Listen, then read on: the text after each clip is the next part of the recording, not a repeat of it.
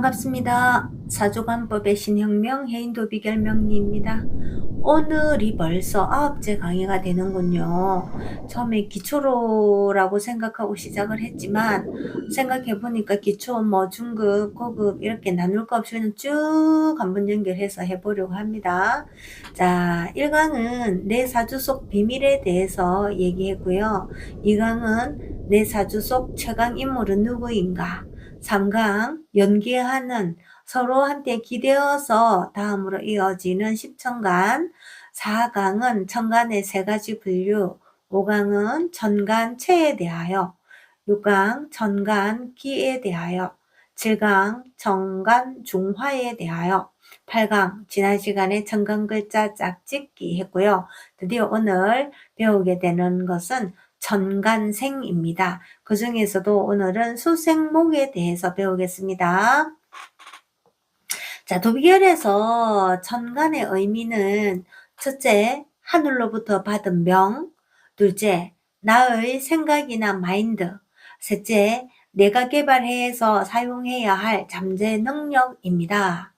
천간은 그래서 실현이 아니라 세상이나 타인에게 보여지는 모습이에요. 왜냐하면 천간글자가 뜻하는 대로 되려고 내가 본능적으로 행위하기 때문입니다. 지지하고는 달라요. 차근차근 공부하겠지만 지지는 천간의 생각이 현실화되는 공간이에요. 결과는 지지에서 이루어져요. 그러니까 이 천간글자는 그저 생각하고 희망하고 남들에게 보여지는 모습이란 걸 딱 기억해 두셔야 해요. 자, 오늘은 이 천간글자들의 생에 대해서 알아보겠습니다. 자, 도비결에서는 가장 중요하게 보는 것이 월지 환경이에요. 월지 환경을 최고로 중요하게 보기 때문에 월지에 따라서 천간에서 어떤 생이 이루어지는가에 따라 능력의 유무가 결정되고 결과의 유무가 결정되어요. 그러나 오늘은 계절 같은 거 따지지 말고 기본적으로 일어나는 생의 현상에 대해서 전체적으로 공부하기로 하겠습니다. 제가 하는 것이 완벽하지 않고 해인식의 명리 공부니까 여러분들이 같이 한번 따라 해보면서 서로 생활 속에서 한번 검증을 해보시기 바랍니다. 저는 검증해서 도비결관법만큼 명확하고 확실한 게 없다고 생각하거든요. 저 역시 예전에 일반관법 즉 말하면 자평명리학으로 대변되는 시중에 떠돌아다니는 명리를 공부 오래 했고 그거로 강의도 했고 상담도 많이 했습니다. 그러나 어느 시점에 딱 가고 나니까 한계가 오는 거예요.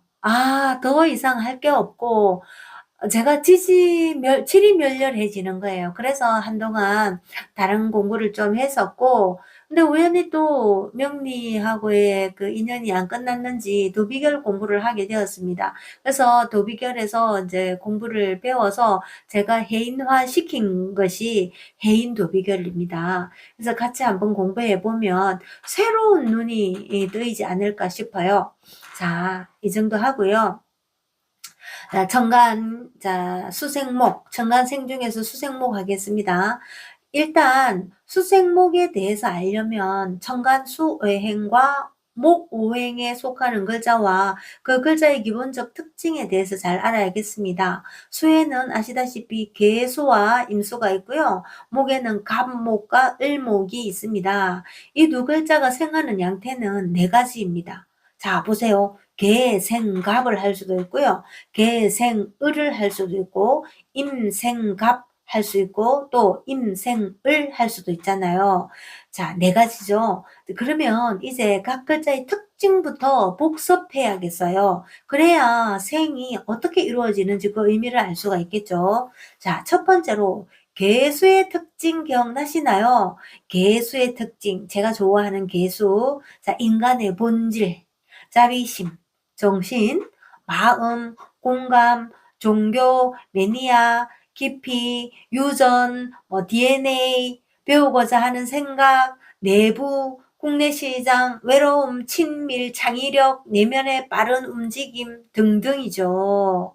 와, 임수의 특징은 또 기억나시나요? 물건의 본질, 흡수성, 이윤 추구, 대중성, 공감, 종교, 넓이, 배우고자 하는 생각, 외부, 국제시장, 우울, 외면적 움직임, 위로받고자 하는 마음, 욕망, 힘으로의 굴종 등입니다.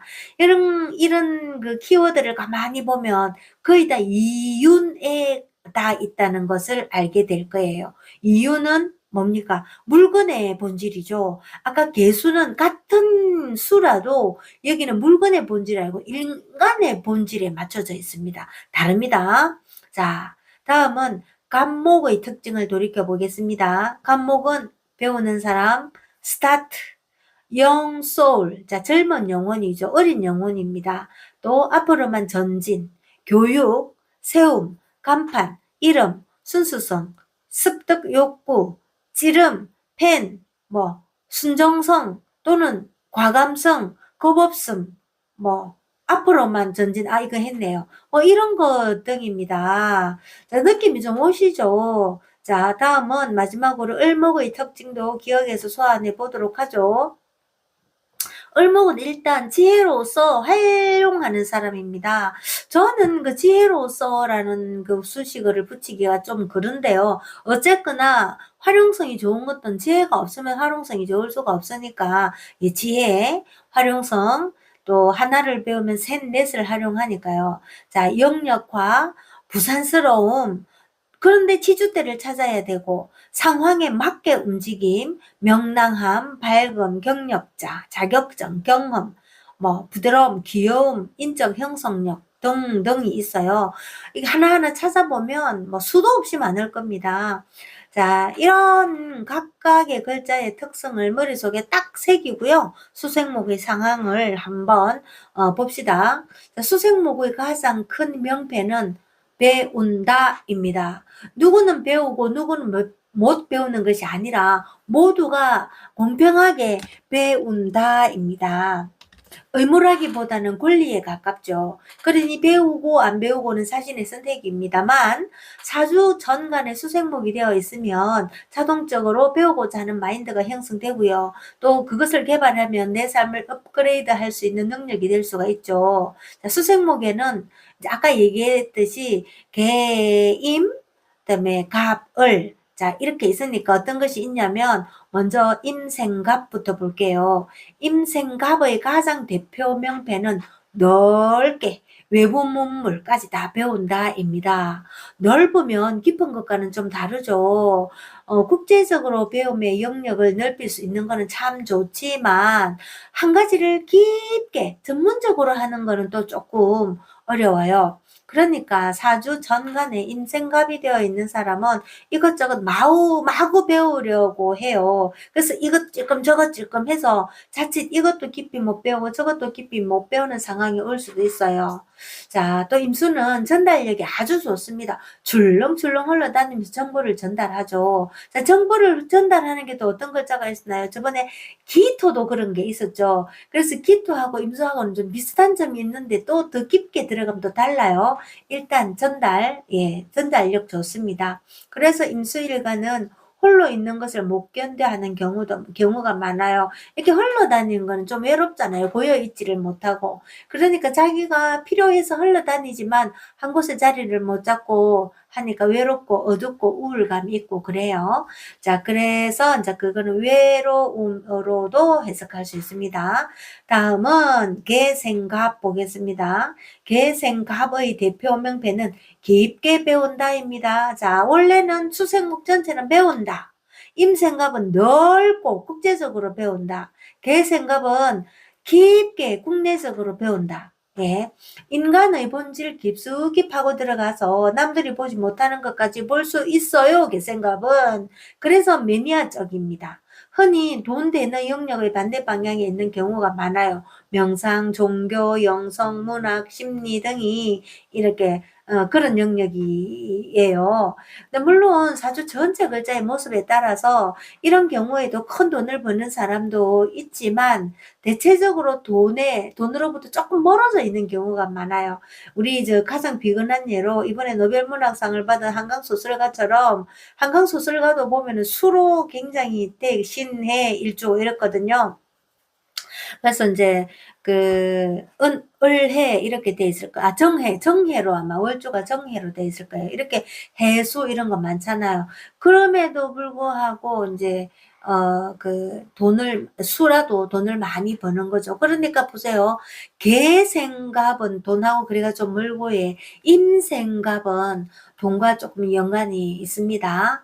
그 다음에 이제 깊다는 것은 한 우물을 파는 것인데요. 한 우물을 파다 보면 언젠가는 물길이 터지게 되어 있죠. 한강소설가도 한때는 블랙리스트에 올라갔다잖아요. 그때 이 길이 어렵다고 다른 길을 선택해 버렸다면 오늘의 이런 영광은 얻지 못했을 겁니다. 저야 지금 일각에서 비판하고 있는 이데올로기적으로 막 한강 문학을 비판하기는 하는데 뭐 저도 개인적인 사견이야 있죠. 그렇지만은 크게 한국 문학계의 쾌거는 우리가 만세를 불러야 돼요. 그래서 거기에 대해서 말씀드린다는 것을 전해드립니다. 그래서 개갑이 되어 있는 명조는 무엇을 개발할지 선택을 아주 잘해야 합니다. 선택을 잘못하면 헛섭질하게 되잖아요. 깊게 파니까. 아무리 깊게 파도 물길이 안 나오면 어떡해요? 안 되니까 물길이 정확하게 있는 곳을 보고 물 나오는 곳을 딱 파야 된단 말입니다. 자, 이제 이번에는 임생을을 볼게요. 임생을의 대표 명패는 넓게 활용한다입니다. 임수가 국제시장이고 우울하면서도 또 욕망의 글자라서 두 팔을 벌렸을 때 걸리는 것은 다 품 않는 글자라고 했죠. 도움이 되는 것이든 안 되는 것이든 임수는 일단 끌어모으고 봅니다. 그런 후에 내면에서 필터링을 해요. 필터링해서 필요 없는 것은 뱉어내고 필요한 건 자기 걸로 써줘. 어떤 모습인지 상상이 좀 가시죠.